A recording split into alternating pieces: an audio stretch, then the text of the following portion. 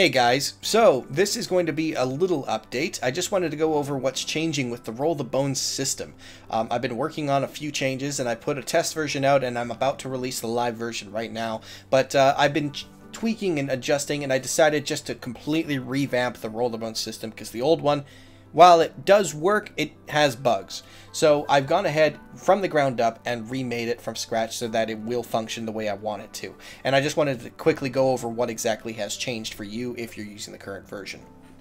So the bug that a lot of people were experiencing was whenever you leave combat or you reload your UI or the combat log is being spammed by a large party group, it gets confused as to how many counters you actually have. So I've changed it. Now it tracks the counters based on your current buffs and how much time is left on them. So as you see, I have a buff stack of 1.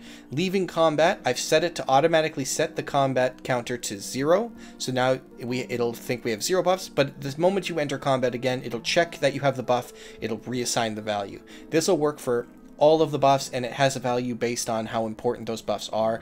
And this is done so that if you reload your UI, if you leave combat, if you do anything that would ever put it in a state where it needs to reset, it is set up to do so. And just to describe how it's changed on the right here, on the left you'll see those values. Those are the buff is active. Next to that, those are the buff is about to expire within 5 seconds. The next one is the buff does not exist, and the last one is the buff exists, but we are not in combat. That allows it to store the values in the background, making sure that it doesn't ever bug out.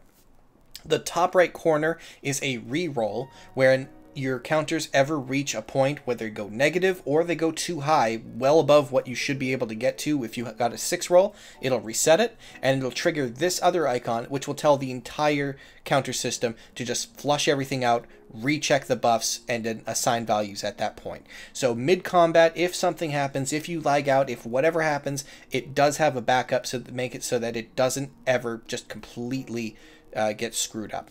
And if you wanted to change these values, all you have to do is click the yin-yangs, go to notifications, and just change the values.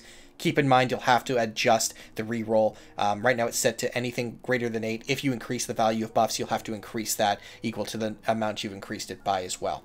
But yeah, that's everything. I just wanted to talk about this real quick and make sure you guys see what's going on. I hope you guys like the profile. I hope that you guys enjoy the changes that have been coming. And please give me your feedback, and I will catch you guys in the next video.